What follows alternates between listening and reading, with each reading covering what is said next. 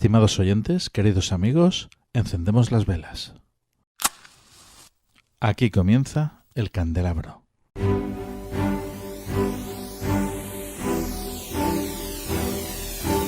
En la oscuridad de la noche, el candelabro nos ilumina y nos cubre de misterio. Arqueología imposible, geometría sagrada, simbología, encuentros cercanos a la muerte, esoterismo, ocultismo, misterios de la historia y ciencias de frontera que nos llevarán a otra dimensión. Todos los viernes a medianoche en Cadena Azul Radio y Azul FM. También puedes vernos en nuestro canal de YouTube y escucharnos en la plataforma iVoox.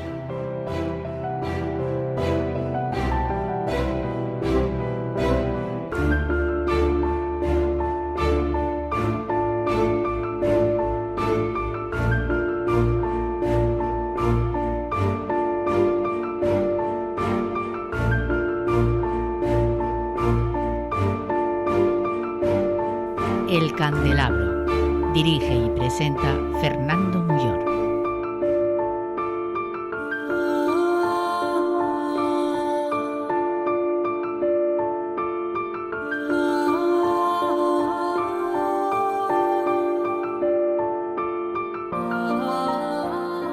Estimados oyentes, queridos amigos, muy buenas noches. Esta noche vamos a hablar de mujeres de armas tomar. En el programa de hoy vamos a descubrir las vidas de mujeres que, bien por motivos profesionales o bien personales, tuvieron que tomar las armas, literalmente, para luchar por un destino que querían construir por ellas mismas. Mujeres de armas tomar es también el título de un libro que ha escrito Luis Soravilla, a quien tendremos aquí esta noche. Y bueno, vamos a analizar de paso este fantástico libro que recomendamos desde ya mismo aquí en el Candelabro. Por supuesto nos acompañarán mujeres de armas tomar, nunca mejor dicho. Tendremos a nuestra compañera Noelia Alejandra Martín Abad y Lupe Luna. Lupe Luna es secretaria de la Asociación 31 de Enero Tercios y una apasionada de la historia de España. Como cada semana vamos ya a regalar un libro. El libro de esta semana se titula El Kubil de Gerd von Überlingen. Un libro que ha escrito nuestro compañero, el doctor en historia Miguel Pablo Sancho, y está editado por EQ Narrativa.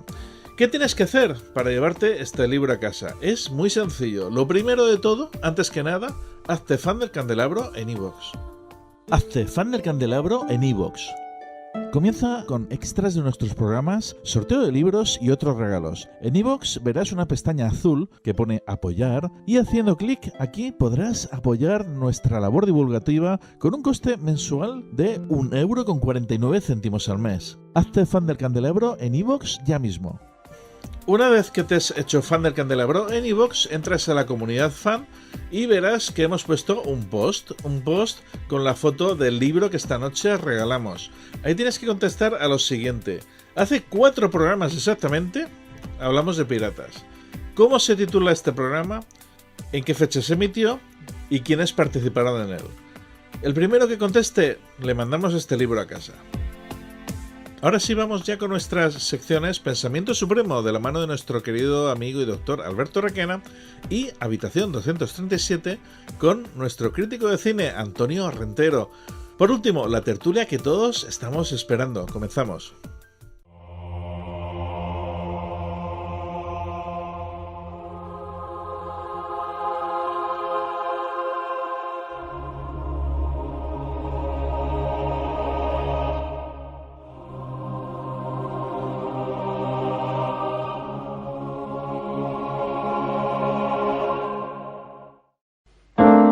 Pensamiento Supremo.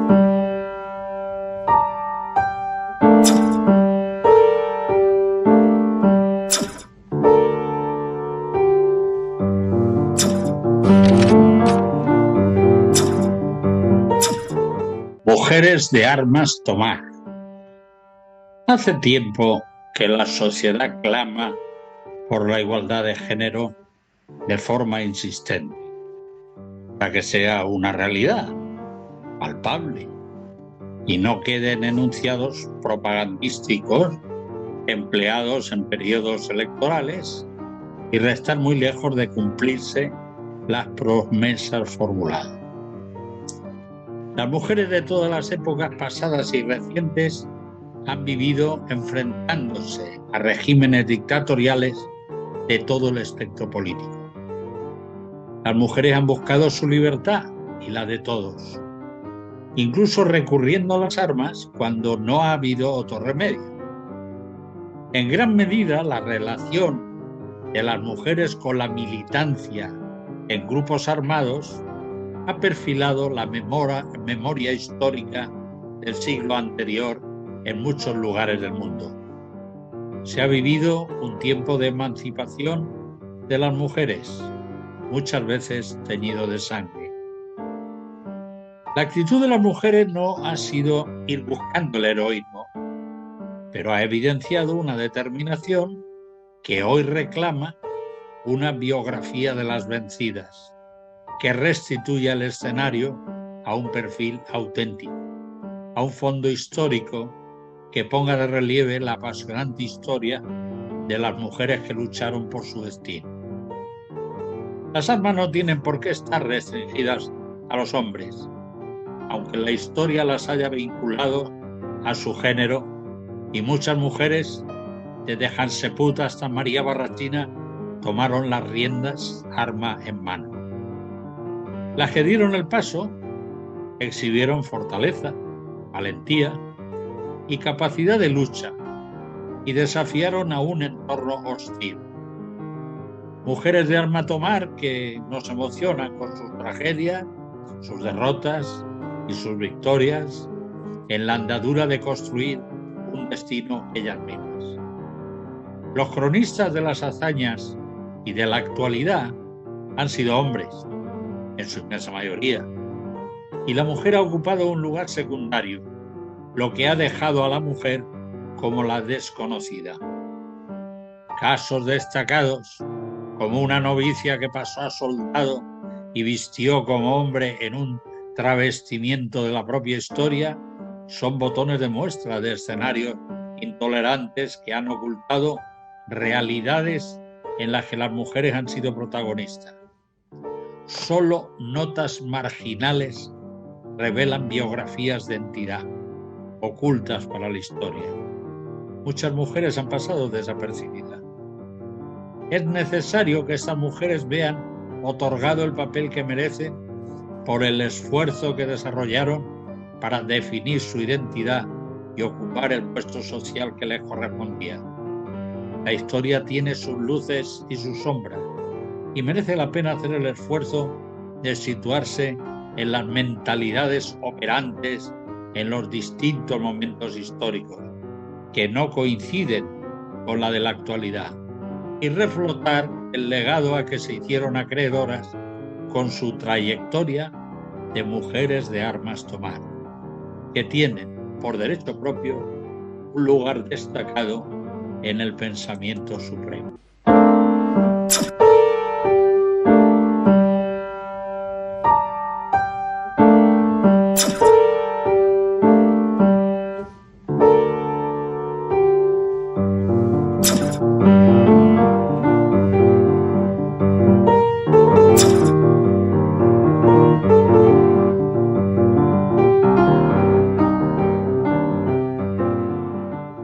Estás escuchando El Candelabro.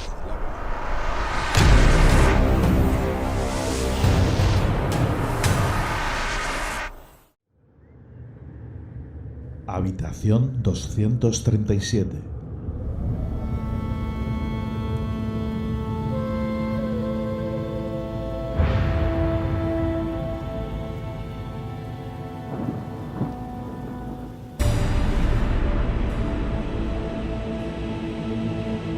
Saludos, Fernando, muy buenas noches. Muchas gracias por invitarme una vez más a participar en el Candelabro desde esta habitación 237. Hoy vamos a abrir la puerta del cine a las mujeres guerreras, en concreto a las mujeres de armas tomar, y por centrarnos más en una mujer de armas tomar, que curiosamente nos referimos a personajes literarios que han tenido múltiples adaptaciones al cine, y en el podio de la lista hay que poner a Drácula y a Sherlock Holmes, pero quizás no todo el mundo sepa que el personaje femenino y personaje religioso que además de Jesucristo ha tenido más adaptaciones al cine y también a la televisión es Juana de Arco, una auténtica mujer de armas tomar, que además ha tenido en las múltiples ocasiones en las que ha aparecido en la pantalla a grandes directores y a algunas grandes actrices interpretándola y dirigiendo la historia de la guerrera de Dios. Habría que remontarnos a hace más de un siglo, cuando en el año 1916 Cecil B. DeMille es uno de los primeros en llevar la vida o parte de la vida de Juana de Arco a la gran pantalla. En este caso, además, dentro del ambiente que se vivía en esa época, en la que ya se había iniciado la Primera Guerra Mundial, pero todavía Estados Unidos no estaba participando de esta contienda, esta película, como otras muchas que tienen lugar sus estrenos en contextos bélicos, hay que hacer también una segunda lectura sobre ella, y en este caso es un poco la justificación para que Estados Unidos participara en la Primera Guerra Mundial. Se buscaba un cierto paralelismo entre esa voluntad de luchar de la mano de Dios que defendía Juana de Arco con esa nación protegida por Dios, eso que ponen los billetes de dólar de en Dios confiamos, y ese es un poco cierto mensaje de nación elegida que de alguna forma también defiende en muchas ocasiones históricas Estados Unidos. Ya digo que en esta película, la versión de 1916 del gran Cecil B. DeMille, se trataba de buscar también un cierto asidero para esa, digamos, directriz política. Algo más de una década más tarde, en 1928, el gran director Carl Theodor Dreyer dirige también una de las versiones quizá más recordadas por los fans del cine clásico de la historia de Juana de Arco. En este caso, además, con una particularidad, y es que Dreyer tomó como base para el guión sobre el que basar su película las propias actas del juicio de Juana de Arco, porque ahí es muy importante resaltar que se dispone de esos documentos históricos que apoyan lo que sucedió en ese acontecimiento. Desde el punto de vista estilístico, en esta película, Dreyer, un director creo que permanentemente a reivindicar, hace un uso, insisto, año 1928, el cine es todavía un arte nuevo, muy importante del primer plano. Es un recurso que es muy habitual desde hace muchas décadas, pero que en este momento todavía no se había generalizado con tanta profusión, y desde luego no se había utilizado con unos tintes, digamos, tan dramáticos como en esta película. Pasan un par de décadas, nos vamos a 1948, otro de los grandes nombres del cine clásico, Victor Fleming, se enfrenta también al personaje de Juana de Arco, y en esta ocasión, además, con una actriz que repetiría en el personaje. Es la primera vez que Ingrid Bergman interpreta a Juana de Arco, en esta ocasión en una gran superproducción, con gran presupuesto, y quizá una versión un tanto edulcorada, un tanto idílica, un tanto idealizada del personaje. Unos pocos años después, dirigida ahora por Roberto Rossellini, que era su marido, el marido de Ingrid Bergman, vuelve a retomar el personaje, sin embargo en esta ocasión con una perspectiva muy diferente.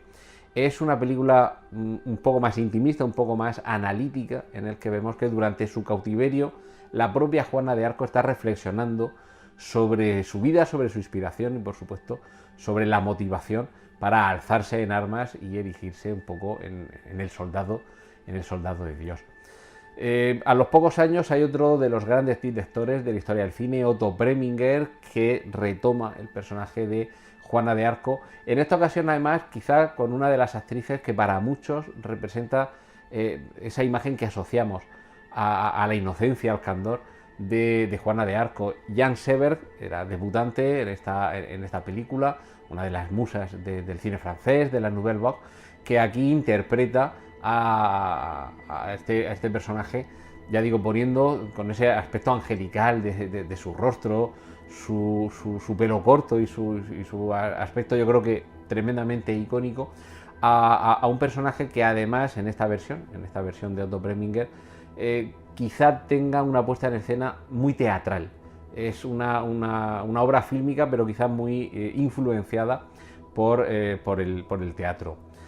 Pocos años después, en 1962, otro de los grandes directores, Robert Bresson, tiene también su propia versión sobre el personaje y además, igual que hizo Dreyer en el 28, toma como base las actas del juicio, aunque en este caso además introduce una novedad, y es tratar de buscar el naturalismo en cómo está mostrando esta historia, con el uso de actores no profesionales, para dotar, ya digo, de esa capacidad de verosimilitud de lo que estamos viendo en pantalla. Y los dos últimos ejemplos, quizá los que la mayor parte del público pueda haber visto, porque, en fin, en cuanto a cronología son los que tenemos más cercanos, son los dos del año 1999. Una película dirigida por Luc Besson, en la que la intérprete es Milla Jovovich. Aquí también se repite el patrón de Roberto Rossellini y de Ingrid Bergman, en cuanto a que el director y la actriz protagonista eran pareja. Y en esta ocasión lo que tenemos es una versión tremendamente épica, con gran atención a las batallas, y en la que además no termina de quedar muy claro si la motivación que tiene Juana de Arco para lanzarse a la lucha y aglutinar en torno a ella a todos los que combaten a su lado proviene de que realmente es Dios quien se comunica con ella, o si son todo alucinaciones. En ese sentido, Luc Besson no termina de decidirse por una cosa o por otra, lo deja ahí un poco al albur de la interpretación del propio espectador, y además una película con un gran reparto en el que tenemos también a Dustin Hoffman, a John Malkovich o a Faye Dunaway. Y como digo, en ese mismo año, en 1999, hay una miniserie de 3 capítulos, que es posible que alguien la haya visto también, alguien de quien nos escucha la haya visto también en televisión, protagonizada en esta ocasión por una Lili Sobieski, que de alguna forma, por su aspecto muy juvenil y muy angelical, porque también es muy joven cuando interviene en esta película, nos representa a esa Juana de Arco niña adolescente que nos cuenta la tradición.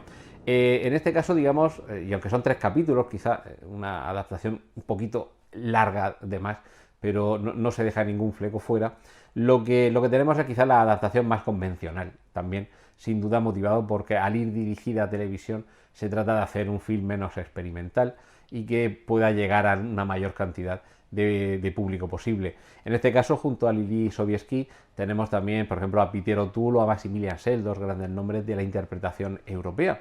Y Fernando, como ves, este personaje, Juana de Arco, me he referido únicamente a estas películas porque son las que están dirigidas en su mayoría por grandes directores, y bueno, en el caso de la miniserie, porque es la que tenemos más reciente, pero como ves, Fernando, una mujer de armas tomar que ha tenido una gran profusión de presencia en la pantalla.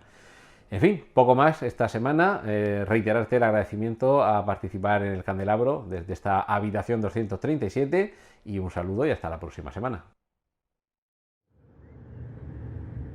Habitación 237.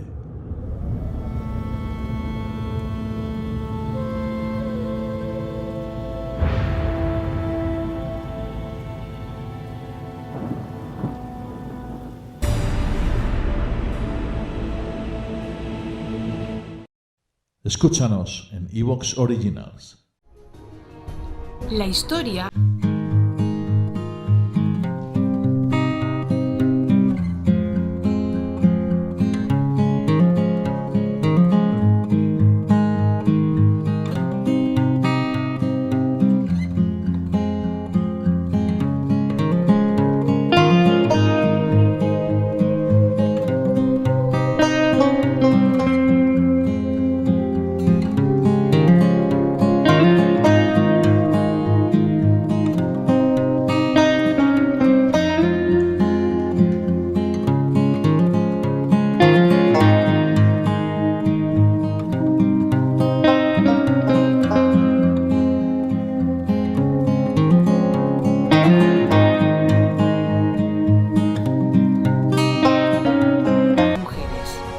esta noche en el Candelabro, mujeres de armas tomar.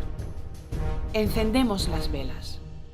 Roberto Lefante, Marcelo Locles, Ana Mafé, Juan Ignacio Cuesta, David Santinella. Viernes 19, sábado 20 y domingo 21 de noviembre, en el Centro Cultural Puertas de Castilla de Murcia, cuartas jornadas del Misterio y Ciencias de Frontera. Hasta un total de 20 expertos, conferencias, mesas redondas y mucho más. El rover Perseverance en Marte, la conciencia después de la muerte, la mente cuántica, misterios de la historia y la arqueología, viajes iniciáticos, el Grial. Entrada libre hasta completar aforo. Se aplicará rigurosamente el protocolo COVID. Patrocina la Concejalía de Cultura, Turismo y Deportes del Ayuntamiento de Murcia, la Asociación Cultural El Camino al Santo Grial, Ediciones Matrioshka, TK Analytics y Neurotech. Organiza El Candelabro.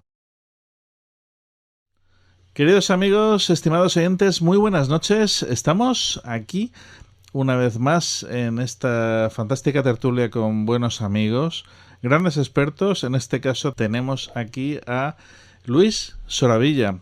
Luis, muy buenas noches. Hola, buenas noches. Encantado de estar con vosotros. Luis Soravilla es autor de un libro que vamos a tratar esta noche como temática y es Las mujeres de armas tomar. Cuéntanos, Luis. Bueno, el título ya de por sí... Sí, el título es casi autodescriptivo y además es muy literal porque se trata de reunir, en este caso son 15 capítulos, un montón de historias de mujeres que en un momento o en otro de la historia empuñaron las armas. O sea, estuvieron en la guerra o no necesariamente en la guerra, porque hay, por ejemplo, una duelista muy famosa y el último capítulo lo dedico a la esgrima femenina, incluyendo duelos y duelistas. Pues tenemos también aquí a, bueno, parte del equipo del programa, como siempre, en este caso, Noé Alejandra Martín Abad. Noelia, muy buenas noches. Muy buenas noches, encantada de estar otra vez más con vosotros y esta vez pues con un tema que a mí me apasiona y me toca especialmente y más con los amigos con los que estoy. Te has traído también una buena amiga, Lupe Luna. Muy buenas, Lupe. Buenas noches, ¿cómo estáis? Un placer compartir estos ratos con vosotros. Pues Lupe además es un binomio histórico. Es mi binomio histórico, entonces compartimos muchas aficiones, entre ellas la historia, concretamente la historia militar. Y bueno, ella también forma parte de la directiva de 31 de enero, tiene de 31 de enero tercios, además tiene uno de los máximos cargos porque es la tesorera. Cuéntanos, Noé, ¿qué es eso de 31 de enero para aquellos que están escuchando?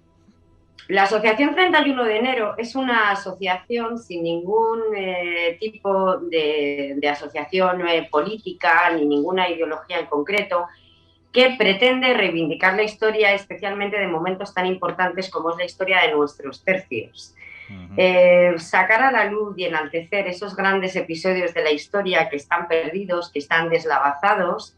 No tenemos además ningún ánimo de lucro, la gente puede buscarnos en las páginas web y en las diferentes redes sociales, porque nuestro único objetivo es la divulgación de la historia. Lo hacemos a través de actos, de recreaciones, de conferencias, de verdaderos espectáculos que permiten que la gente conozca la historia de primera mano y de una forma bastante divertida.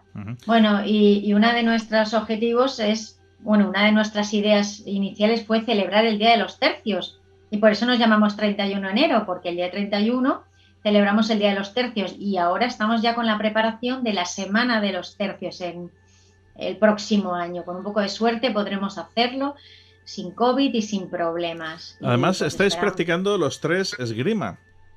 Sí, somos esgrimistas, los tres. Eso es una cosa que nos unió, además, a los tres. Sí, coincidimos en la Escuela de Esgrima Histórica. En la que Lupe y yo somos alumnas, que dirige el maestro mayor, Alberto Bromprezzi, y tuvimos la gran suerte que a través de una amiga en común, pues pudimos conocer a Luis Soravilla, también, otro gran esgrimista. Pues hombre grande por el tamaño, pero por Tenemos aquí, Luis, a dos mujeres de armas tomar también. Sí. Ellas se dedican a la esgrima antigua. Ellas van con roperas y con sables de los de antes.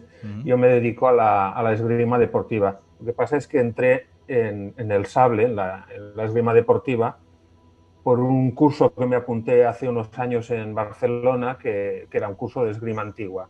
Y dices, bueno, pues tengo afición a estas cosas y dije, mira, harán tratados de esgrima, clases de metalurgia, yo qué sé, y resulta que había 8 horas de práctica. Y yo, que no había hecho esgrima en mi vida, me vi con una espada de mano y media dando sablazos y bastonazos a discreción y me enganché. Y me apunté a la escuela húngara en Barcelona y ya está. Llevo 6 años. 6 años, pues no es poco, está muy bien. Sí. Ya eres un experto. 6 horas a la semana de esgrima. Está muy bien. Bueno, pues vamos ya en el libro, sí, dime. Eso, en el libro, por cierto, tiene un último, digamos, número 15, florete, espada o sable. Luis, florete, espada o sable. Luego nos comentarás, bueno, o comienza por el final, venga. No, a ver, yo soy de sable y de hecho la idea del libro viene un poco por aquí.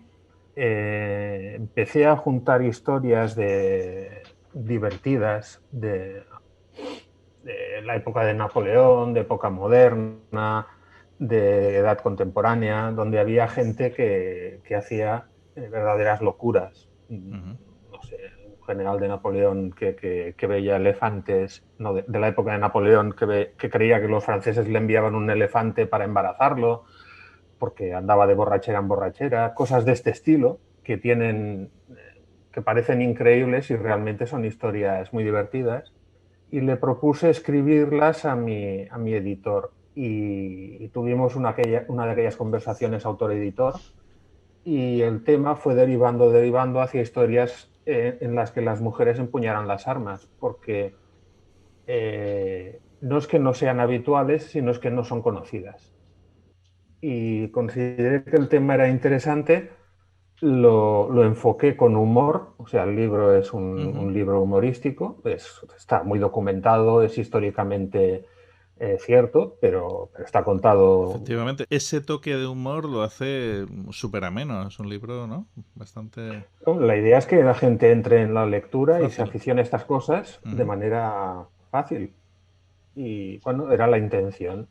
Y no tuve más pretensión que explicar historias que narradas en serio parecen increíbles y narradas en broma parece que no son serias, pero que son muy divertidas y además son interesantes y plantean además, muchas preguntas.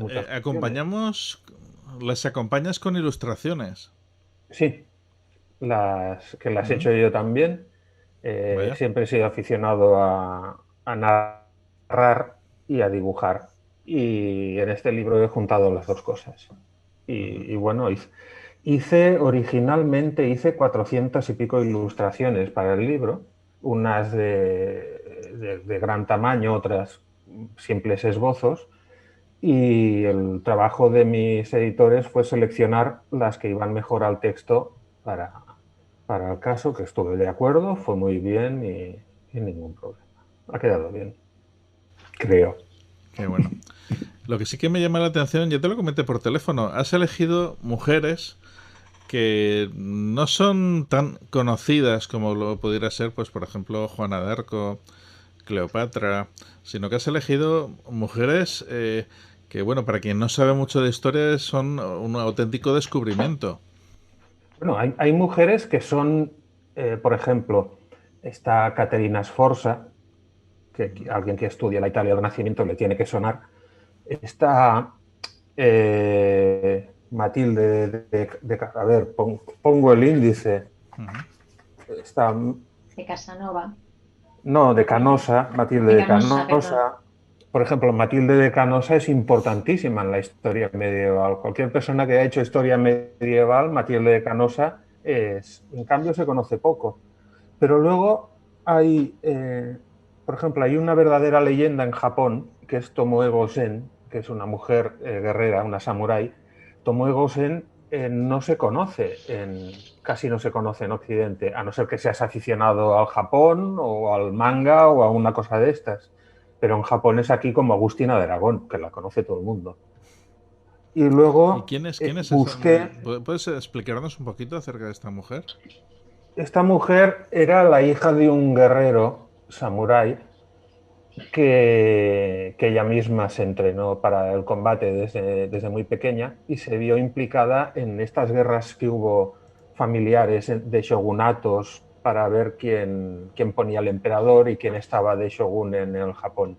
Y fue toda una leyenda porque era una guerrera terrible. O sea, hay más leyenda casi que historia alrededor de Tomoe Gosen. Decían que cabalgaba como nadie, que manejaba la katana como nadie, que decapitaba como nadie, porque en aquella época era la afición de los samuráis. Y está en un montón de leyendas y de historias de samuráis del Japón. Es una gran guerrera. Noé. Yo creo que Luis ha hecho un recorrido de las mujeres a lo largo de la historia, ¿no? Yo cuando vi, además, Lupe es muy seguidora de Twitter a nivel histórico, es una crack en Twitter, pero a mí me habían regalado el libro y lo comenté con Lupe y con Luis sin haber conocido al autor. Y cuando leía mujeres como Hatshepsut, como Boudica, el recorrido que hace a lo largo de la historia, creo que es una forma de recorrer la historia de la mano de una mujer además armada. Y ya no solo ese tono canallesco, que además es que hasta te sonrojas, ¿no? Leyendo el libro, porque es que te tienes que reír y tienes que soltar una carcajada, porque no muestra mujeres de armas tomar como sabe mostrar muy bien esa vertiente femenina que a mí desde luego me ha encantado.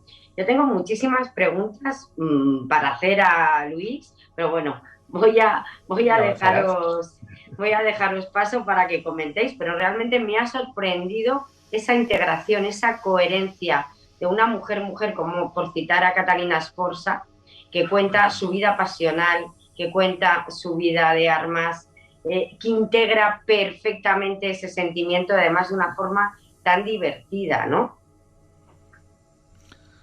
Gracias.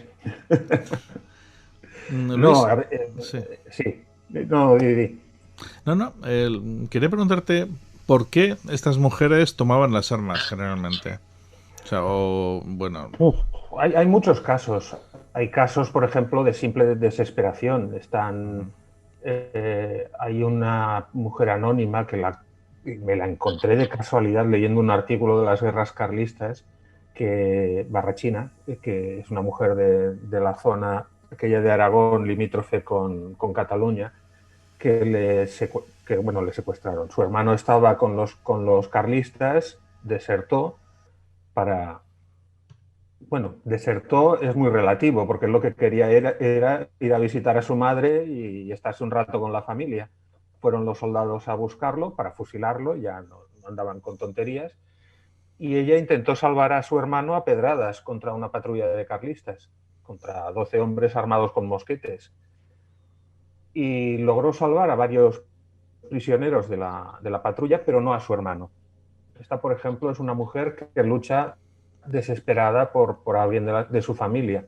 Pero luego están Caterina Sforza o la reina Hatshepsut o Isabel I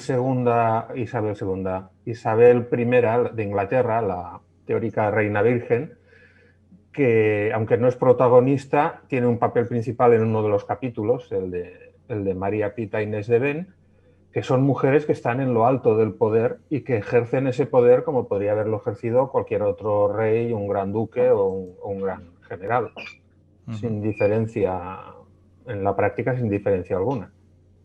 Por igual, hombre y mujer por igual. Yo creo que sí. Y más lo veo, más estoy convencido.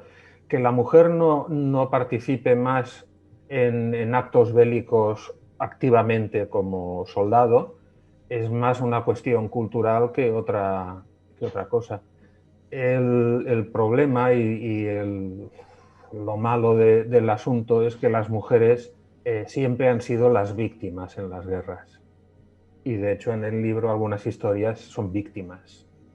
Hay una cantinera del ejército francés que le matan a su marido delante de sus narices y tiene que luchar para proteger a sus hijos. Está Barrachina, están María Pita, la reina Boudica, aunque sea una reina de los celtas, ve cómo arrasan su aldea y a ella la violan y violan a su hija delante de ella, etcétera, etcétera. O sea, la mujer siempre ha sido una víctima y se instrumentaliza como víctima por parte de los ejércitos para acabar con el enemigo. Y reivindicar el papel de mujeres que no están en ese papel también es interesante. Lupe. Luis, yo he visto que haces una prosa muy, muy fácil, es muy fácil de leer tu libro y además luego tienes esos dibujos tan divertidos. Por ejemplo, ese de la Revolución Francesa con la guillotina, ¿no? Con la cabeza y ese dibujo a mí me pareció muy, o sea, tus dibujos me parecen muy divertidos. Son 14 mujeres, ¿no? 3 son españolas y 2 son mujeres piratas. ¿Cuál ha sido tu favorita? No sé con cuál has disfrutado más escribiendo. Es muy difícil porque puedo decir la que me cae peor, pero no la que me cae mejor. Bueno, esa también es interesante. ¿Cuál no te gusta nada o cuál te ha llamado? Y no es exactamente que me caiga peor, sino que es con la que menos me gustaría cruzarme, que es la René Borderet, la Langevin, una contrarrevolucionaria francesa. Que, claro, siempre se habla de las mujeres en la Revolución Francesa, pero de la contrarrevolución no sabemos casi nada en España. Y de las mujeres en la contrarrevolución sabemos muchísimo menos. Y esta fue fue terrible. O sea, una mujer que mataba de estajo. O sea, en su primera intervención militar se cargó a 17 personas. Así dicho. Sí, pues la verdad es que mejor no encontrártela, claro, sí. No, es así. Era más bruta que no sé, era terrible. En cambio, le tengo cariño, pero le tengo cariño por el descubrimiento y la investigación que hice a una cantinera francesa, que es el capítulo siguiente, que es la cantinera Miller de Soltera Kintelberger, porque fue un apunte en un librito, bueno, un librito no, que es un librito así de gordo, sobre cantineras que publicó una universidad de Estados Unidos y aparece en la introducción del libro. Y aparece citada, o sea, casi dando el caso. Pero en las notas a pie ponía las entradas en los archivos militares franceses donde había los recuerdos registrados de esta mujer. Y de una y nota le tengo cariño por la investigación y la historia es muy buena. Y de una nota a pie sacas toda esa historia, o sea que detrás de todo esto hay un trabajo de investigación brutal, muy grande. Claro. Háblanos, por favor, de las 2 mujeres españolas. Bueno, 2, hay muchas más. 3, imagino. son 3. Están María Pita e Inés de Ven, que defendieron la Coruña contra el pirata Drake. Yo digo el pirata Drake, en Inglaterra dicen el gran almirante Drake, pero bueno, ya puestos me da igual. Pirata. El tío fue, mira, ya Lupe ya está diciendo pirata. Es un pirata. Y su reina también era una pirata. Otra pirata. Hereje. El pirata Empecemos por Drake, María Pita, por ejemplo. Venga. A ver, eran 2 mujeres, las 2 es una historia paralela, es prácticamente idéntica una de la otra. Eran 2 mujeres que que estaban felizmente casadas, las 2 tenían ambas un comercio en la ciudad, vivían razonablemente bien. Mientras tanto, la política internacional iba a su aire, se hizo la felicísima Armada, que acabó siendo invencible y volvió hecha trozos. Y entonces a los ingleses se les ocurrió hacer la contraarmada y Drake pues emitió acciones para poner un rey en Portugal que fuera... Querían convertir Portugal prácticamente en un protectorado británico, inglés, mejor dicho, y de paso hacer la puñeta a los españoles arrasando con todos, acabando con la armada y arrasando todo lo que pudieran. Pero le salió mal. Le salió mal, acabó en La Coruña, y en La Coruña, con miles de hombres a sus órdenes y con una gran flota a sus órdenes, se enfrentó con el pueblo. Tal cual, porque soldados profesionales en La Coruña había 4 y el cabo, o sea, no había muy poca gente. Los 2 maridos, tanto el de María Pita como el de Inés de Ven, murieron en el combate. Y María Pita e Inés de Ven, las 2, tomaron las armas para defender la ciudad. María Pita se ha convertido en la más famosa porque en un asalto a la brecha de las murallas, ella cogió una pica, le pegó un zambombazo a un inglés que subía por la cuesta y le quitó la bandera. Y se convirtió en el símbolo de la resistencia, etcétera, etcétera. En cambio, Inés de Ven cayó herida. Y a partir de aquí las 2 historias se dividen, se separan. María Pita hizo fortuna, llegó a tener el título de carcelera de la ciudad, pero llegó a tener varios títulos, cobró una pensión del rey, se lió a juicios una y otra vez por un montón de cosas, era una mujer tremenda, peleona por lo suyo. En cambio, Inés de Ven acabó en la miseria. Inés de Ven pidió una pensión para superar había quedado mal herida, prácticamente ciega, y murió en la miseria y casi olvidada.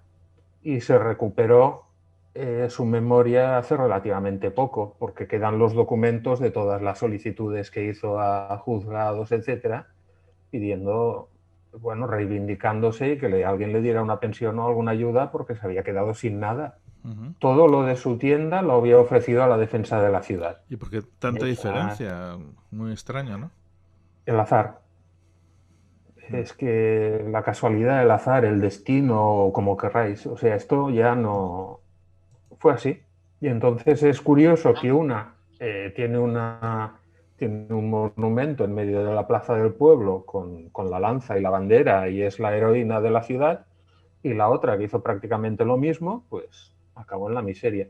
Pero con María y con Inés hubo muchísimas mujeres en la defensa de La Coruña y muchas que perdieron a seres queridos o que perdieron propiedades o bienes. Es un pequeño homenaje. Es un pequeño homenaje. ¿Has tenido el resentimiento luego, una vez que has escrito el libro, de haberte dejado fuera a alguien que... Mucha gente, muchas, porque es que me van saliendo cada día. O sea, ahora, por ejemplo, me ha salido, había leído ya estaba el libro escrito, entonces leí su historia. Por ejemplo, en el capítulo que hablo de las guerras carlistas, prácticamente todas las mujeres que salen son liberales. Porque estadísticamente, además es así, hubo muchas más mujeres liberales que participaron en el combate que mujeres carlistas. No me pregunten por qué, no lo sé. Pero hay la mujer del hermano del pretendiente al trono, que me parece que se llama, ahora hablo de memoria y me equivocaré seguro, creo que era María Teresa Braganza o algo así, no me acuerdo. Esta tiene una historia detrás, se fue al monte con su marido y montó unos pollos en las guerras carlistas de miedo. O sea, los liberales la tenían como... pusieron precio a su cabeza. Y esta, si hubiera una segunda parte del libro, que es una cosa que no lo sé, esta sería candidata a un capítulo seguro. Por ejemplo. Pero es que hay más. Es que hay piratas chinas en los mares del sur. Hay... hablabas de Cleopatra, pero es que hay otra faraona, ahora no me acuerdo el nombre, que tiene una historia que déjala ir. Hay una mujer que sirve en un regimiento de dragones. Jesús, Nicrotis, creo, Estenofris, es decir, hay varias faraonas. A mí me sorprendió mucho porque nadie habla de las mujeres faraón y precisamente el antiguo y el medio Egipto acaba con dos faraón. con dos mujeres faraón.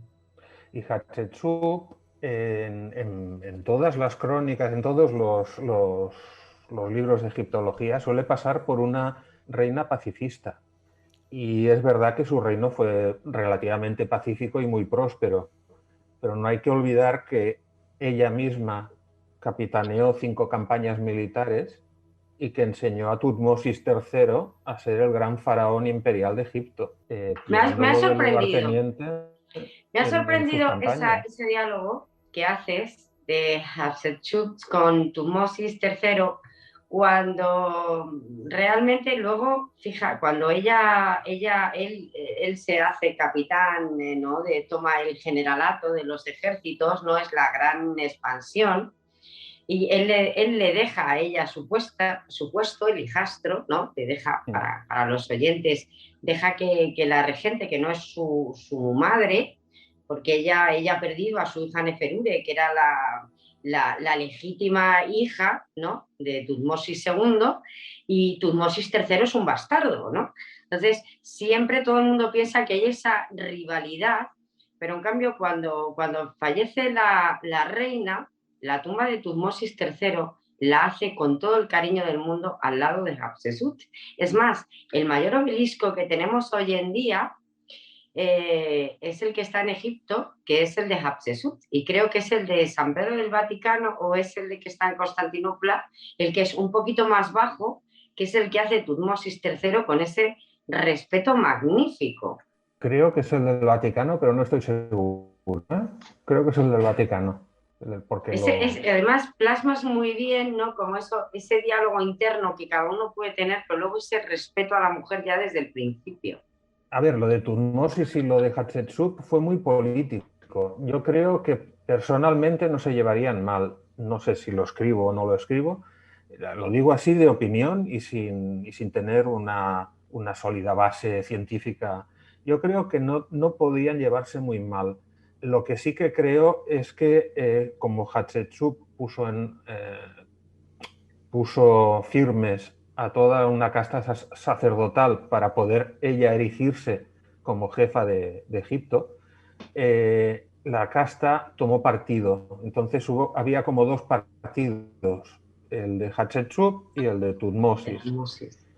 Pero yo creo que personalmente, dejando a un lado toda la mística y toda la complicadísima relación entre religión y política en Egipto, no se llevarían tan mal. Tutmosis aprendió de su madre faraona a hacer la guerra, y eso no se aprende si te llevas mal con alguien.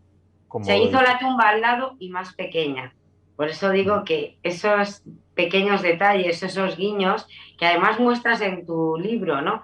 Tu libro deja entrever, ¿no? O sea, cuenta un poco lo que sucedió en la historia, ¿no? O lo que dicen muchísimos cronistas, pero a la vez a mí me encantó porque deja ver esa parte velada de, bueno, aquí siempre hay algo más. Sí.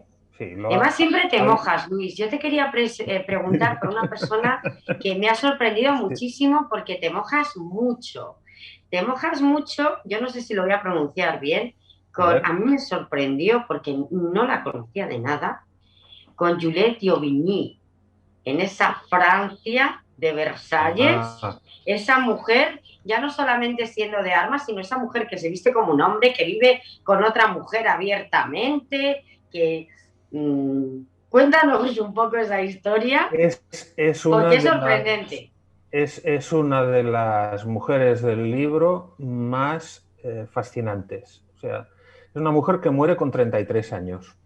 O sea, su vida no duró mucho. Fue probablemente la mejor cantante de ópera de su época. Y conociendo a su época, podríamos decir casi que de la historia, porque obligó a compositores de la talla de Lully, por ejemplo, a modernizar sus óperas. Aprendió esgrima de los grandes maestros de Versalles, entre ellos su padre. Se escapó de casa jovencísima con un maestro de esgrima que era un sinvergüenza, pero lo plantó a la primera. Se acostaba con hombres y mujeres indistintamente, tuvo unos arrebatos de celos, de aquellos terribles, con sus amantes, fueran nobles o fueran plebeyos. En una fiesta vio que 3 caballeros intentaban ligar de manera un poco molesta con una dama. Se cabreó de tal manera que los retó al duelo a los 3 y a los 5 minutos se los había cargado a 3. Wow. Bueno, lo del asalto al convento para liberar a la mujer a la que ella quería, una chiquilla que tendría 15, 18 años, por ahí estaría, es una historia que cuando la lees dices no puede ser, no puede ser, no puede ser, esto es una novela, esto no es serio, esto no, y es histórico. Cogió, asaltó el convento de noche, cogió el cadáver de una monja, lo puso en el catre donde dormía su novia, le pegó fuego al convento y se escapó con la novia a caballo. Y claro, en fin, el rey la perdonó, pero la perdonó por llevar la contraria al cardenal de turno, con el que estaría un poco en contra. Uh-huh. Es una historia toda ella. Yo creo que es de las mujeres más libres que sale en el libro. O sea, es un derroche de vitalidad salvaje. O sea, uh-huh. No hay color. Hablas también de Hin Bin Uba. Sí. Es otra de las grandes mujeres de la historia que es bastante desconocida, al menos aquí en Occidente. En el Islam es más conocida. Era de una de las familias de la Meca y fue una de los principales enemigos de Mahoma cuando salió Mahoma. Y de hecho hizo todo lo posible para acabar con Mahoma y casi lo consigue.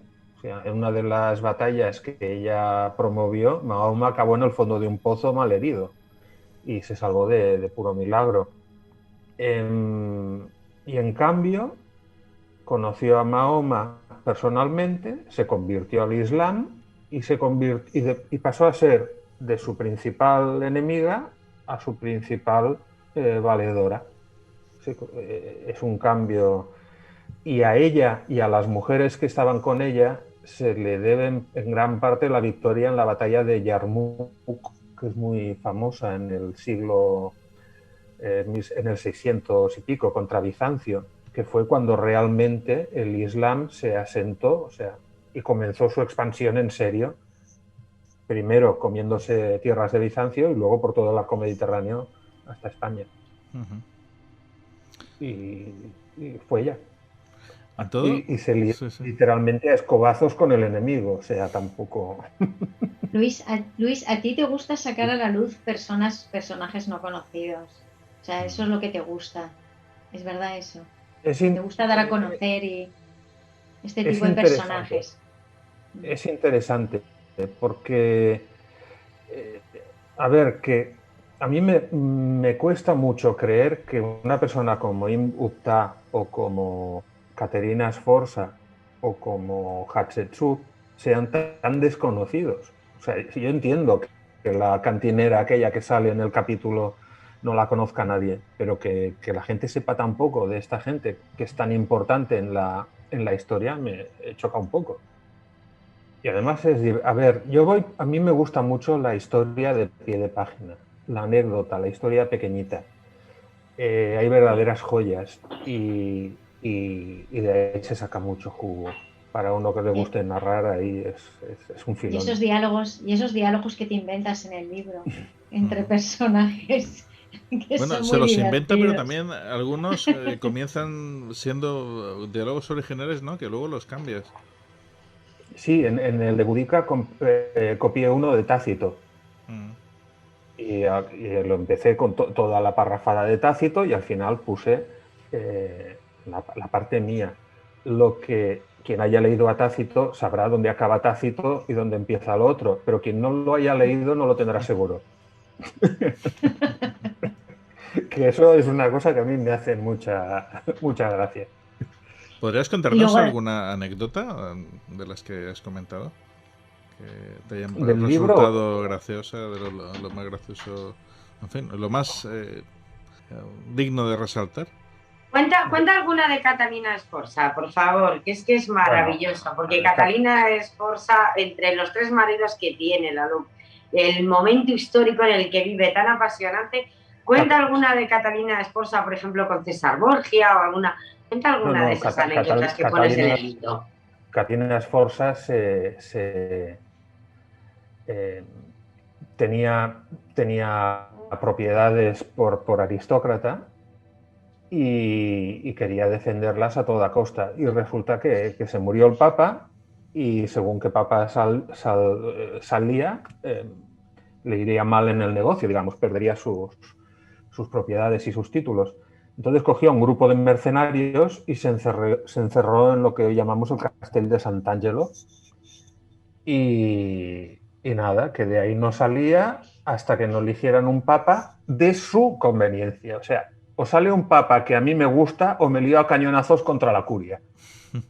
Y aquello que dicen que se lía, que se liaba a cañonazos. Y la señora con el cañón en el Castell de Sant'Angelo apuntando a la Sistina diciendo ¿a qué papa habéis elegido?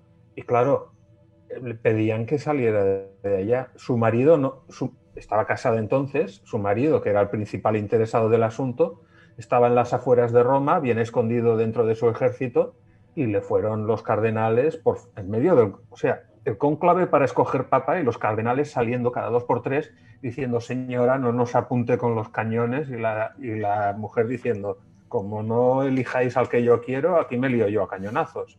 Los cardenales yendo a donde el marido, por favor, ponga a su señora en vereda, y el marido diciendo que yo no salgo de aquí.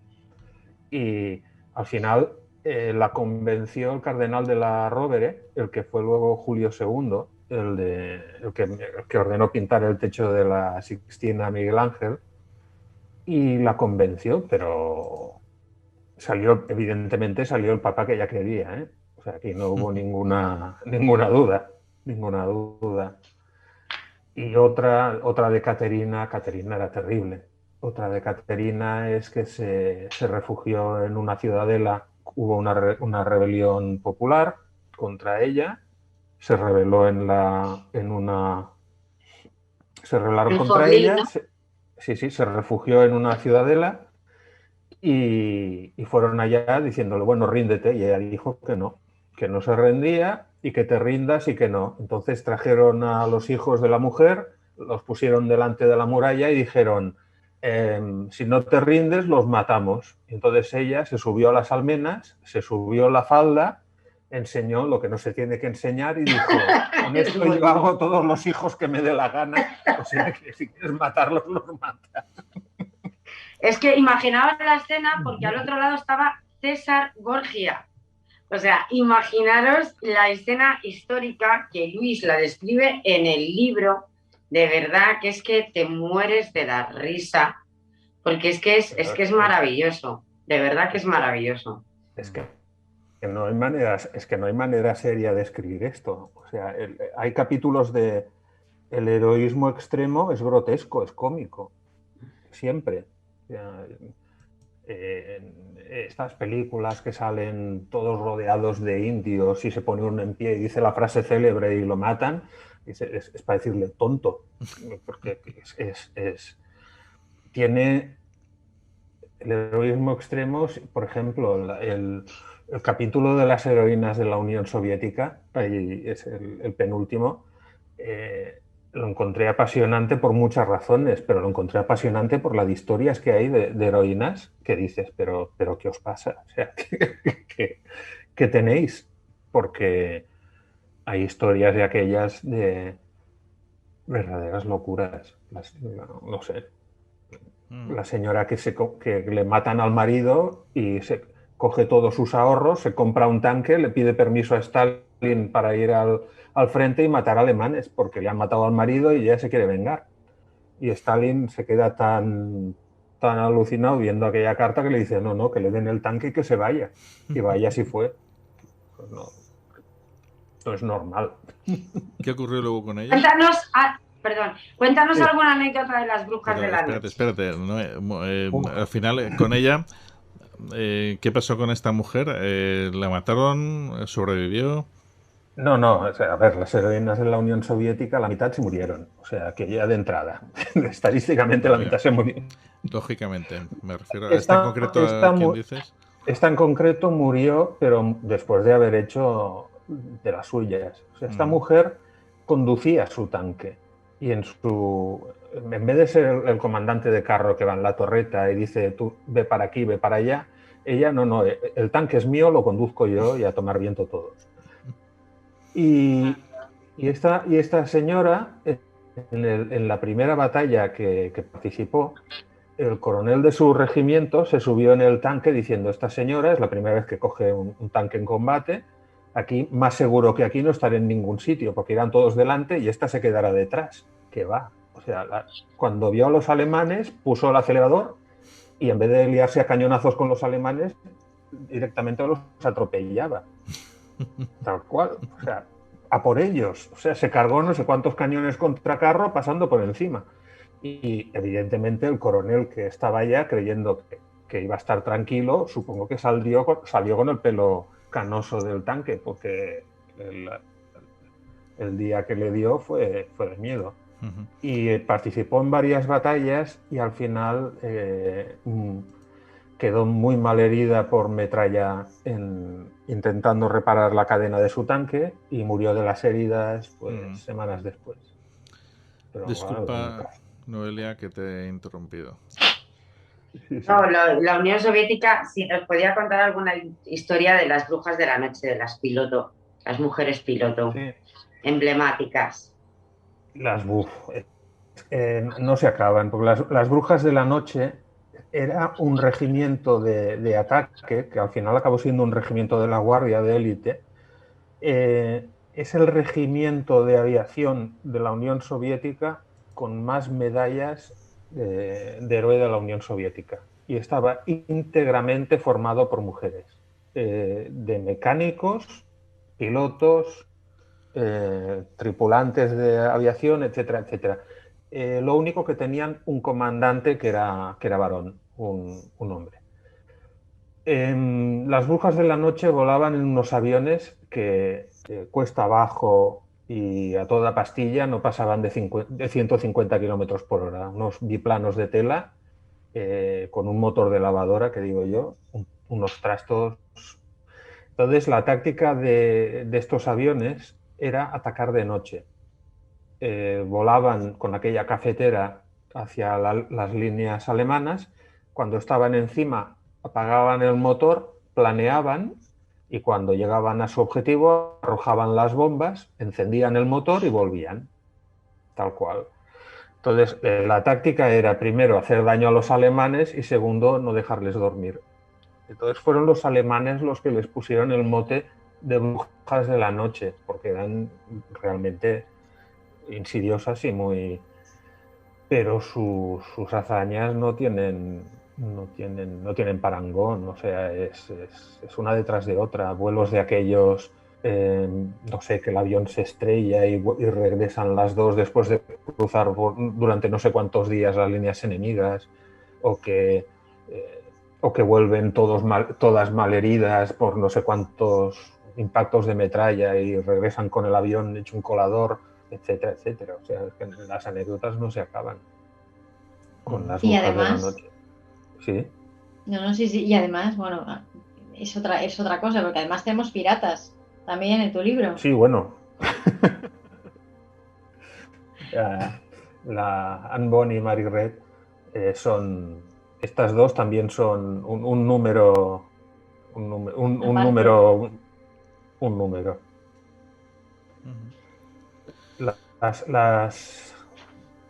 Claro, son dos mujeres que están en la edad de oro de la piratería, que está a finales del 17, principios del 18. Están con Barba Negra, están con el sanguinario Bane, están con Calico Jack, están con la crema, con la florinata de la piratería incluso de la piratería que sale en las novelas y en las películas. Y estas dos piratas entran con pleno derecho en la leyenda pirata. Se hicieron pasar por hombre y acabaron públicamente siendo mujeres piratas. Es posible que fueran amantes entre ellas, pero eran amantes del pirata Raham, Calico Raham, que es el pirata que inspira el Raham el Rojo de Tintín, por si alguno no lo sabía. Tiene el mismo nombre. Claro, formaban un trío tremendo y les tenían pánico. O sea, los navegantes de la zona, cuando veían la calavera con las dos espadas cruzadas de Raham, ya se imaginaban a aquellas mujeres al abordaje y en fin. Y su historia, la historia de cada una es tremenda, porque se hacían pasar por hombres. Una ingresó, antes de ser pirata, fue soldado de caballería en la guerra de sucesión española, luchando por los británicos, y allí ya conoció a su marido, que su marido creía que no era una mujer, que era un muchacho. Y cuando fueron a por faena, uy, si tú eres un muchacho, si eres una mujer, pues vale. Y acabaron casándose, montaron una taberna, el marido murió en un mal juego de cartas apuñalado y la mujer pues tuvo que irse a las Américas y acabó siendo pirata, etcétera. Háblanos, por favor, me gustaría saber un poco acerca de Matilde de Canosa y Godofredo el Jorobado. Oh. Matilde de Canosa es la gran valedora del Papa en el momento de lo que llaman las reformas gregorianas, que fue cuando el papado se comenzó a oponer al imperio. Es para ver quién manda en la Iglesia, si el poder político o el Papa, o el papado. Se casó con Godofredo el Jorobado, que también vaya nombre, que era hijo de Godofredo el Barbudo, otro que tal. Pero bueno, desde que están Pipín el Breve y estas cosas, pues también. Y mientras Matilde fue hecha prisionera por el emperador, Godofredo se hizo con el poder en la Toscana y en el norte de Italia, donde teóricamente eran las tierras de ella. Cuando regresó, repudió a Godofredo, y Godofredo pasó a ser de un enemigo del emperador a ser su más fiel aliado por ir en contra de su mujer, no por otra cosa. Se rumoreó mucho si Matilde de Canosa y el Papa llegaron a ser amantes o no, pero yo es una cosa que ya dejo para el Sálvame medieval, porque quién lo sabe. O sea, esto lo dice el enemigo, entonces no sabes si lo dice para denunciar o lo dice para injuriar. Pero lo que sí es cierto fue que el final de Godofredo fue muy, muy espectacular y casi muy desagradable. No se sabe quién pagó a los asesinos de Godofredo. Si fue Matilde, si fue el Papa o si fue algún marido cornudo mientras Godofredo estaba haciendo la guerra en los Países Bajos.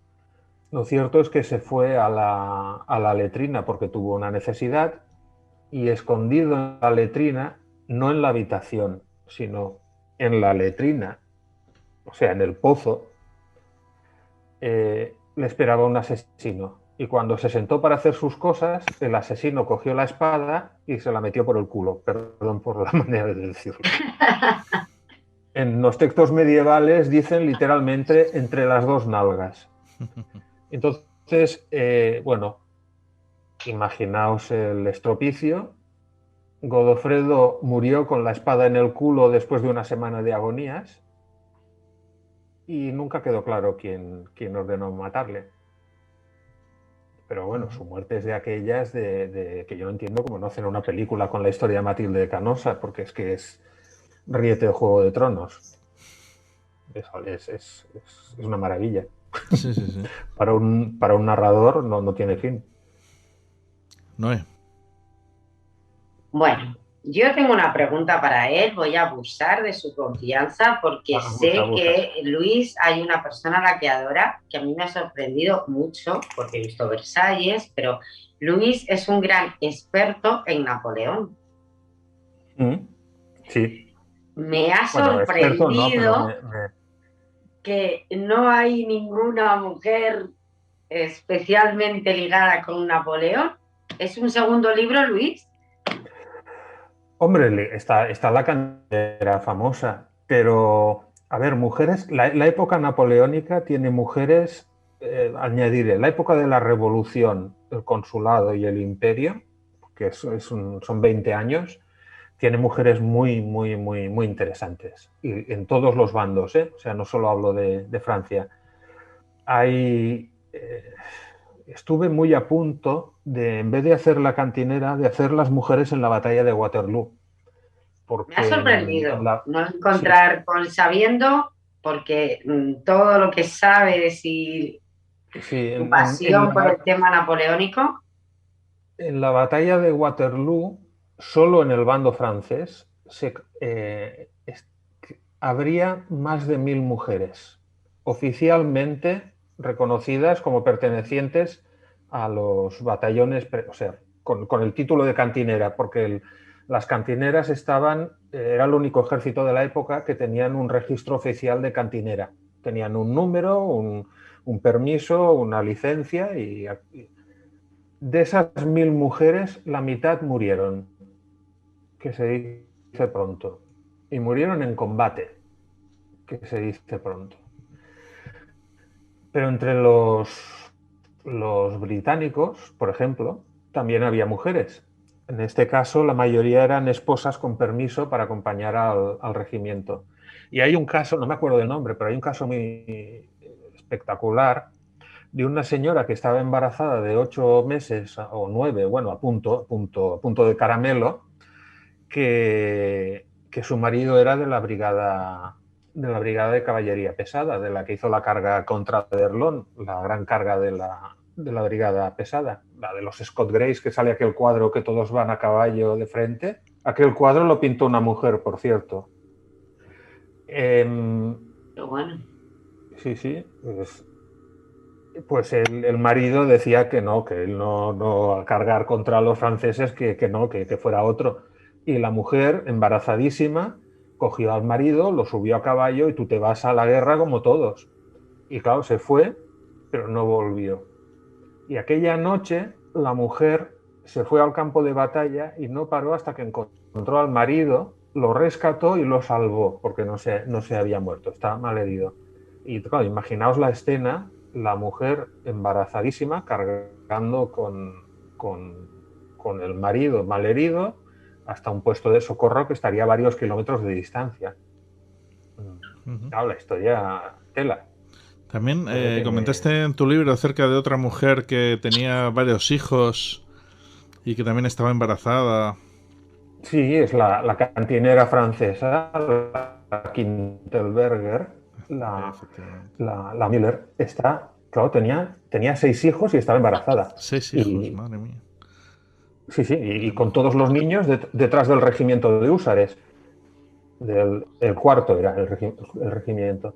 Y en una de estas, pues vienen los cosacos, atacan por sorpresa, a su marido lo parte una bala de cañón en 2 delante de sus narices, sus hijos escondidos debajo del carro de las municiones, le dan al carro y el carro explota, y la mujer contra todos los cosacos.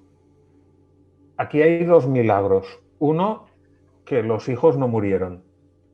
No preguntéis cómo, pero no murieron. Y el segundo es que los cosacos, al ver el valor de la mujer, que perdió una mano en el combate y no se rindió, le respetaron la vida. Que para un cosaco, tela.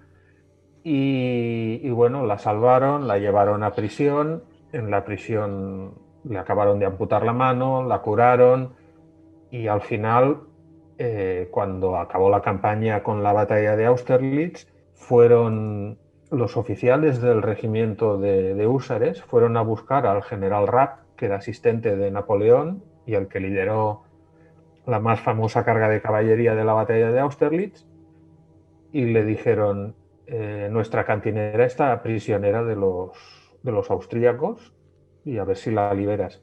Y cuando conoció la historia, el general envió su propio carruaje a buscarla, la rescató de la prisión, la llevó ante Napoleón, que le hizo una recepción, y Napoleón, aparte de darle una pensión y reconocer no sé cuántos méritos, aseguró la educación de sus hijos en escuelas politécnicas y militares.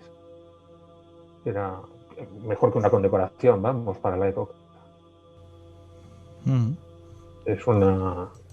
Muy interesante. ¿No consideraste para tu libro heroínas actuales? Bueno, actuales, de hace poco tiempo, vamos. Sí, pero por ejemplo, quise parar a mediados del siglo XX, entonces acabé con la Segunda Guerra Mundial. Las heroínas actuales que salen son las campeonas de esgrima, que por ejemplo el esgrima y las sufragistas, que practicaban esgrima con mucha afición. Era una norma de la casa aprender artes marciales para en las manifestaciones atizar a la policía. De hecho, hasta tenían un grupo especial de mujeres que cuando las sufragetes en Inglaterra, cuando iban los bobbies a disolverlas, salían aquellas mujeres y disolvían a los bobbies. O sea, se invierten los papeles. Pero, por ejemplo, el sable deportivo, que es la arma que yo uso que cuando practico esgrima, no fue olímpico hasta 2004 para mujeres. La espada en 1996 y el florete en el año 24, 1924. Y eso que la esgrima de sable y de florete es el deporte, junto con el correr y el saltar, el más antiguo en los Juegos Olímpicos. Luis, pero descríbenos los duelos entre mujeres, que lo sabía, y tú dejas constancia en tu libro. Esos son los peores, ¿no? Describe, por favor, la indumentaria y qué hacían, por favor. Esos son, deben ser los peores, sin duda. Porque estoy seguro que a nuestros oyentes les va a resultar muy curioso. No, son los peores tienes razón, pues son los peores porque el índice de mortalidad en los duelos entre mujeres más que doblaba al índice de mortalidad en los duelos entre hombres. Y la particularidad del duelo, en el siglo XVIII y en el siglo XIX, si era con arma blanca y con pistola a veces también, se tenía que hacer a pecho descubierto o con una fina blusa para que se viera la sangre al primer tajo, si era primera sangre, y para que no escondieran nada debajo, una cota de malla o tal. En los primeros duelos del siglo XVIII entre mujeres, como usaban un corsé, que era aquello era más que una armadura medieval, ya hubo casos de duelos en los que no se pudo matar a la contrincante por culpa del corsé. Entonces las mujeres tenían que competir a pecho descubierto, como los hombres, para entendernos, con las tetas al aire.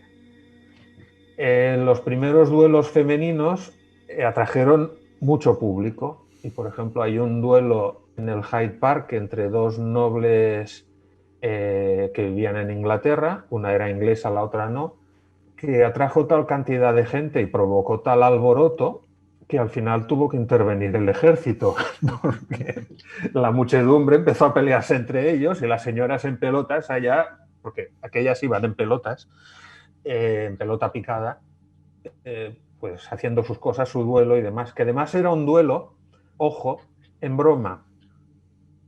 O sea, para mosquear a sus maridos, dijeron, pues vamos a hacer un duelo. Y ya iban no a matarse, sino a dejar a sus maridos en ridículo. Y claro, fue, en fin. Como las mujeres tenían que combatir a pecho descubierto, el único varón que podía estar en un duelo entre mujeres era el médico, por si alguna de las dos resultaba herida, que pudiera atenderla. Y el duelo, al menos así oficial, con toda la ceremonia, realmente femenino, todo él, con el médico femenino, no fue hasta 1896, entre la princesa de Metternich y la baronesa, no me acuerdo el nombre, que se pelearon a muerte por un centro de flores. ¿Por un centro de flores? Por un centro de flores. Al final no se mató ninguna de las dos. O sea, una le dio un tajo a la otra, le hizo un corte en la nariz, y entonces la otra se enfadó mucho y la pinchó con la espada. Además lucharon a espada, no a florete, porque querían hacerse más daño. Y aquello fue... Bueno, hay un cuadro relativamente famoso que salen las dos duelistas con las tetas al aire, dándose con la espada. Y aquello fue, bueno, el espectáculo. O sea, como hoy el Sálvame discuten de lo que sea, pues en aquella época los periódicos se ponían las botas con este duelo. Se arrastró durante meses y meses hablando de quién lo había ganado, de que quién tenía razón, de por qué, en fin. Muy grueso. Lupe. Pues sí que eran mujeres de armas tomar, sí, ¿no? La princesa de Metternich y la condesa Gelmanser, o algo así se llamaba, me parece. Sí, eran tremendas. Bueno, este es un libro de divulgación histórica que no es una cosa fácil de hacer, creo yo. Pero bueno, creo que con tu estilo, los dibujos, los diálogos que pones, creo que se engancha. Y además creo que en este libro puedes saltar de un capítulo a otro, porque aunque está ordenado históricamente, pero sí que si un personaje no te gusta mucho, sí puedes saltar, porque no están relacionados entre ellos, ¿no? Entonces, bueno, pues puedes hacer ese ejercicio también, ¿no? Para este libro. Y bueno, no sé, a mí me ha hecho gracia otra mujer más, ya que estamos aquí con otras mujeres, que ha sido esta rusa, Marina Raskova. Ante la duda, esdrújulas los rusos. Raskova, que estuvo perdida ahí un montón de tiempo en la tundra, y yo decía, pero esta mujer, por Dios, ¿cómo ha podido al final vivir? No sé. Si quieres, cuéntanos un momentito esto de las heroínas rusas, otra vez que volvemos otra vez a las heroínas rusas, pero es que me llamó la atención. Hizo un vuelo y luego se perdió en la tundra. Madre mía, qué historia esa, ¿no? Marina Raskova. Eso. Sí, es la mujer que hizo posible que las mujeres combatieran en la guerra como aviadoras. Como aviadoras, eso es. Este es su principal mérito. Pero esta comenzó a ser conocida, era una fanática comunista, estaba en el partido bien metida adentro y tenía afición por la aviación. Y en aquella época en la Unión Soviética había muchas escuelas de aviación y las mujeres se apuntaban a las escuelas de aviación. Y ella, entre sus contactos en el partido y que no lo haría mal volando, pues consiguió ir subiendo en esta escala y al final se apuntó con otras dos mujeres a un vuelo transcontinental. Se trataba de coger un bombardero de aquellos antiguos de un montón de motores de la Unión Soviética, todo tela. Es un cacharro que cuando se ven las fotos dices, ¡ay Dios! Y con esto volaban. Con piloto, copiloto y navegante, Marina Raskova era la navegante, tenían que cruzar Siberia. Y bueno, malas lenguas dicen que Marina Raskova no era tan buena como para estar allá, que estaba más bien por sus contactos con el partido. La cuestión es que a mitad de vuelo descubrieron que no les llegaba el combustible, que esto era una cosa que tenía que calcular la navegante. Y entonces le dijeron, si queremos cumplir con lo que han dicho de nosotros el partido, el Politburó o quien sea, o el padrecito Stalin o yo qué sé, tienes que saltar del avión, porque si no, no llegamos. Sobrepeso, ya está saltando. Y Marina Raskova saltó en medio de la tundra. Y el avión se fue a estrellar, pues no sé cuántos kilómetros más allá. los equipos de rescate tardaron en llegar al avión, me parece que fueron 10 o 15 días, una cosa así. Se encontraron a la piloto y a la copiloto y dijeron, ¿y la navegante? Dice, la navegante andando, que la hemos dejado no sé cuántos kilómetros allá. Y efectivamente, la Marina Ráskova, pues eso, 10 o 15 días después, llegó andando, hecha polvo, a donde había llegado el avión y la rescataron. Y claro, se hicieron famosísimas estas mujeres. En la historia de la aviación, pues fue en la época de los récords, batieron un récord. Y gracias a su fama, gracias a que era estaba tan metida en el partido y que conocía personalmente a Stalin, a partir de aquí lo conocía personalmente, cuando estalló la Segunda Guerra Mundial, la Gran Guerra Patria, que llamaban allá, desesperados porque los alemanes se les echaban encima de Moscú y habían perdido muchos aviones, muchos pilotos y demás. Marina en una reunión dijo, tenemos a 1000 mujeres que saben pilotar, dice, usémoslas en la guerra. Le dijeron que no, entonces ella se puso tonta y dijo, pues como me digáis que no, aquí el manifiesto del partido dice que la mujer es igual al hombre, o nos dejáis pilotar o me chivo a Stalin. Y todos, pues pilota. Y fue la que organizó la escuela formó 3 regimientos aéreos exclusivamente con mujeres. Y los 3 muy, muy brillantes. Y ella murió en combate, además. Qué interesante. Bonita historia, sí. Sí. Y Luis, yo quería preguntarte otra cosa. Sí. No es muy así de tu libro, pero que yo tengo curiosidad, ¿por qué dibujas el cocodrilo y la galleta? Esto es cosa del confinamiento. Vale. Sí, cuando empezó el confinamiento me hice el propósito de hacer un dibujo solo empezar el día. O sea, tomar el café, hacer un dibujo y a mis cosas. Y hacía chistes sobre cómo estaba, sobre lo que pasaba, sobre lo que fuera, siempre con humor. No, porque es la manera de descargarse y de animarse uno. Y claro, en aquella época, no sé si os acordáis, todo el mundo hacía galletas en casa y todo el mundo hacía pasteles y tal, y salieron las galletas por el medio. Y cuando más o menos estaba acabando toda esta historia, salió la noticia de que en el Pisuerga habían visto un cocodrilo. A mí estas noticias me encantan. Y empecé a dibujar el cocodrilo, y el cocodrilo es el cocodrilo del Pisuerga. Y el cocodrilo empezó a salir en algunos de mis dibujos, yo los iba colgando cada día en Twitter, y al final el cocodrilo es el protagonista del dibujo. Está en el todo con mucho humor. Tú siempre todo con mucho humor. Sí, es que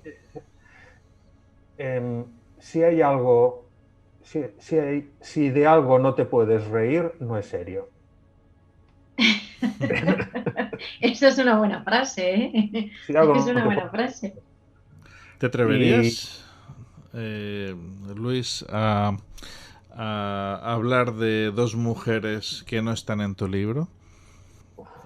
Sí, conociéndole estoy totalmente, vamos. Ahora no me acuerdo del nombre. No me acuerdo del nombre de las 2. Pero las 2 son potentes. Una es una faraona que se hizo faraona. Hay una leyenda detrás. Se ve que le mataron a su amado. Creo que es Necritos o Necrotis o Escenofris, porque las 2 tienen la misma casuística de que su marido ha muerto. Sobre todo te vas a referir al que los entierra y los corta la cabeza y los mata y los tira a los lagos.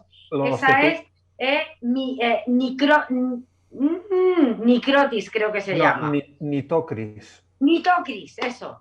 Nitocris es maravillosa y además hay un cuadro maravilloso. Cuenta esa historia, por favor, que es una de mis favoritas. Lo que pasa es que la historia de Nitocris cada vez más los historiadores dicen que no, o sea, que Nitocris existió, pero que la historia no es de Nitocris, que la historia es muy, muy posterior, que no fue la faraona, que fue otra persona. Es que pasa lo Pero da mismo igual. luego con la otra, pero la historia de Nitocris, por favor, cuéntala, que es espectacular. Pero da igual, o sea, el caso es que Nitocris, bueno, le mataron al marido, entonces la mujer asumió el poder que no tenía por qué asumirlo. O sea, de hecho no le corresponde a una mujer en Egipto asumir el poder, porque el faraón litúrgicamente, y en Egipto la liturgia es la ley, litúrgicamente el faraón tiene que engendrar al faraón, tiene que plantar la semilla. Por eso en el templo de Hatshepsut sale Hatshepsut acostándose con Hatshepsut para engendrar al faraón. Y con el permiso de Amon-Ra al final. Claro, encima. Y esta mujer, cuando consiguió el poder, engañó a todos los que habían confabulado para cargarse a su marido, a su amante, a su novio, como lo queráis llamar. Los encerró en una habitación y los mató, pero los mató una escabechina de aquellas de cortar cabezas, ahogarlos, destriparlos, bueno, en fin. Y cuando se los cepilló a todos, pero estamos hablando de 600, de 1000, depende de la crónica, dijo, bueno, yo ya he cumplido, aquí tenéis la corona, yo me voy. Se inmoló, se suicidó. Genial, o sea, una historia. Y la otra historia es más moderna, y la otra historia sorprende un poco, porque es una mujer que se apuntó a un regimiento de caballería de dragones en la época napoleónica. Y dicen, una mujer que se disfraza de hombre. Y no, era una mujer. Y todo el mundo sabía que era una mujer. Y ella consiguió apuntarse al regimiento de dragones, hizo de dragón, o sea, de soldado de caballería, participó en varias batallas y acabó las campañas napoleónicas. Y sin esconderse en ningún momento que era mujer.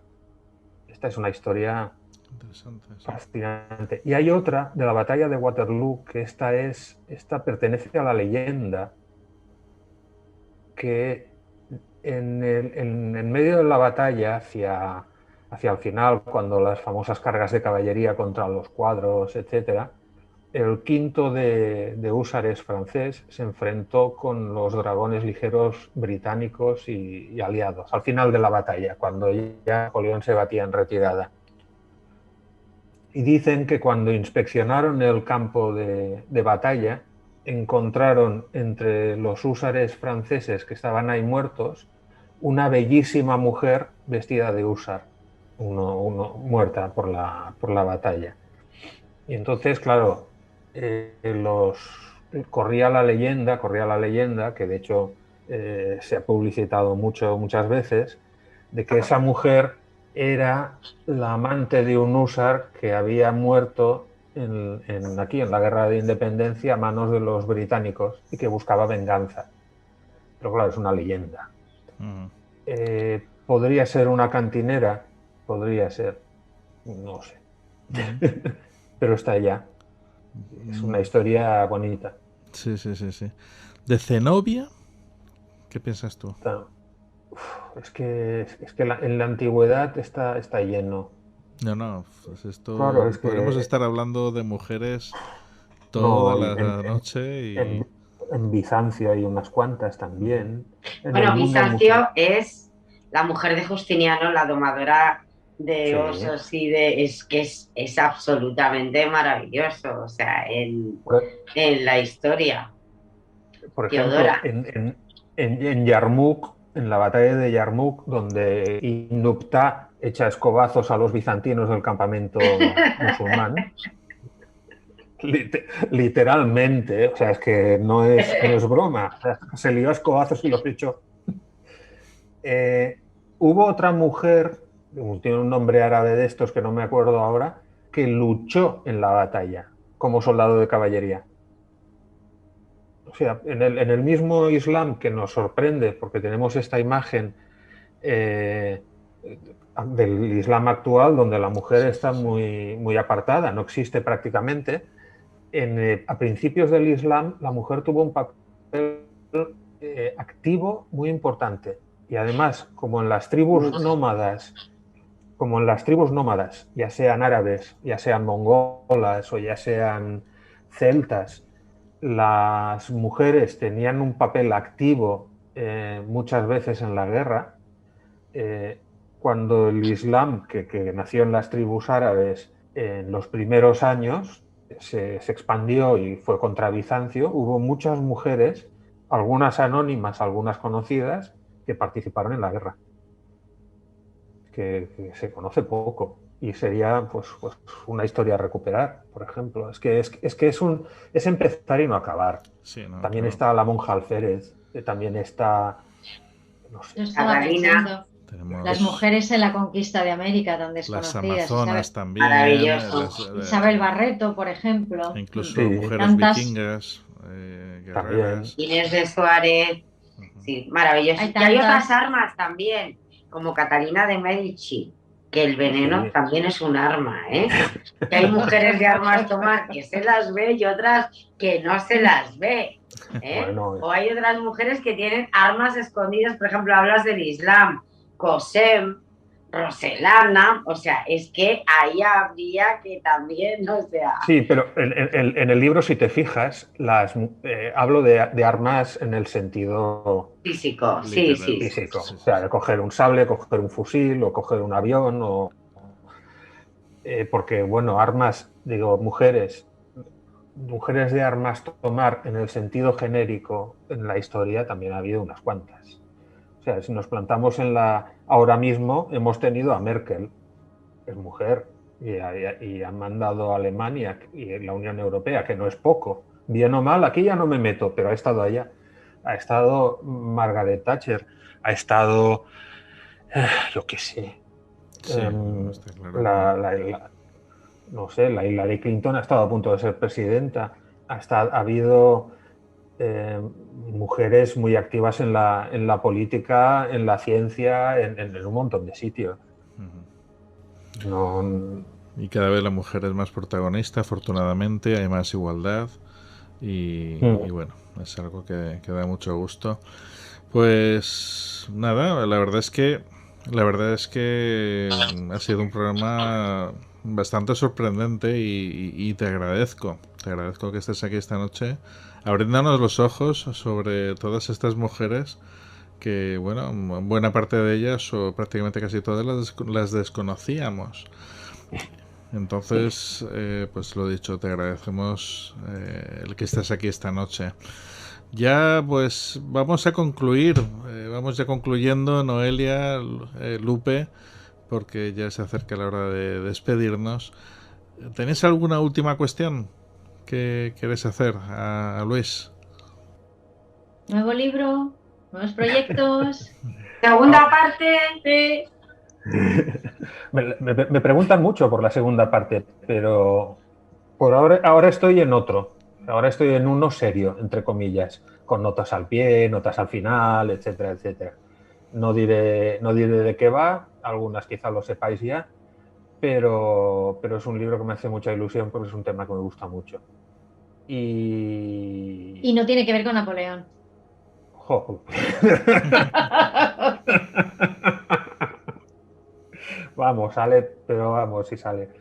Pero también, por ejemplo, acabo de enviar hoy un artículo sobre la Segunda Guerra Mundial para una revista de historia. Estoy preparando otro sobre la época de Napoleón. Vaya. No paro por suerte no paro de hacer cosas. ¿Y tú tienes un blog? ¿Tú tienes un blog? Sí, lo que tengo, lo he tenido 3 meses parado. Tengo que ponerme. En el blog hay muchas anécdotas. Luis, cuéntanos cómo se llama tu blog y tu cuenta de Luis. El cuaderno de Luis. ¿Dónde se te pone? El cuaderno de Luis. El cuaderno de Luis. Uh-huh. Cuaderno de Luis en Twitter, o sea, @cuaderno de Luis, y el cuaderno de Luis es el blog. Y ahí podemos ver el cocodrilo, las galletas y el pisuerga, ¿sí? En Twitter cada día. ¿Y tu libro dónde lo podemos comprar? ¿En cualquier librería? En cualquier librería. Lo publica Principal de los Libros. Si no lo tenéis, lo podéis encargar o incluso lo podéis pedir a la misma editorial. No hay ningún problema. Principal de los Libros. Y el título es Mujeres de Armas Tomar. Es fácil. Muy bien. No, a ver, está feo hablar de uno mismo, pero es un libro divertido. Es un libro que mueve a curiosidad si te gusta. Si conoces el tema, te gusta la historia y conoces las historias, pillarás algunos chistes que no... Pero si no la sabes, si no tienes ni idea, la idea es que te rías igual y que además te entre el gusanillo. Y eso es otro quien deberá de juzgar si lo consigo o no.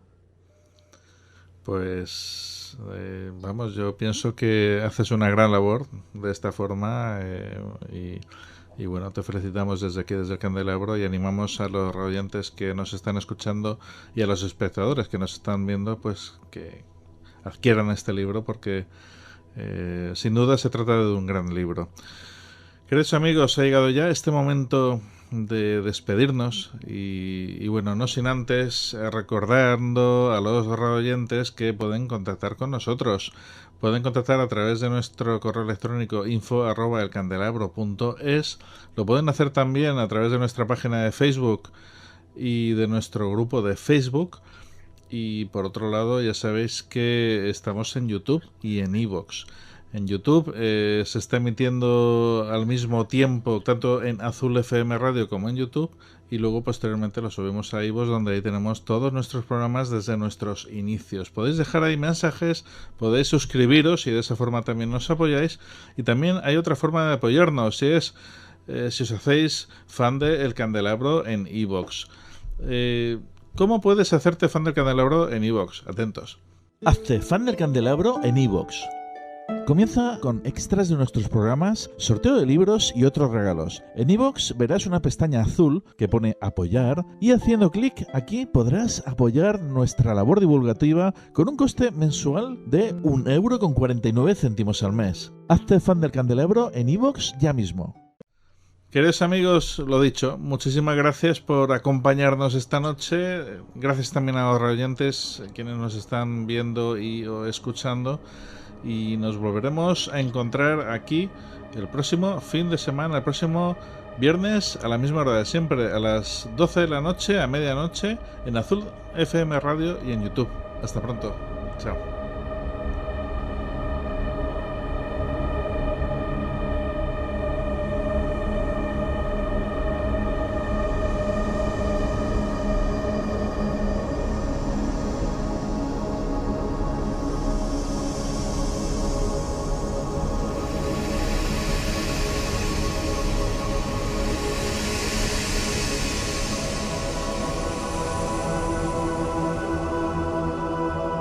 No hay palabras, no hay sentimientos ni emociones, tan solo vacío, vacío absoluto. Y ese sonido, el sonido de las esferas, el sonido de la profundidad del espacio, el sonido que proviene de otras dimensiones y de esos otros mundos ignotos.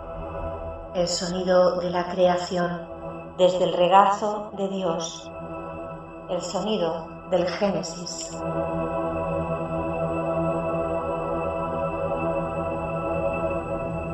Neuromanter Génesis, próximamente en directo en las cuartas jornadas del misterio de El Candelabro.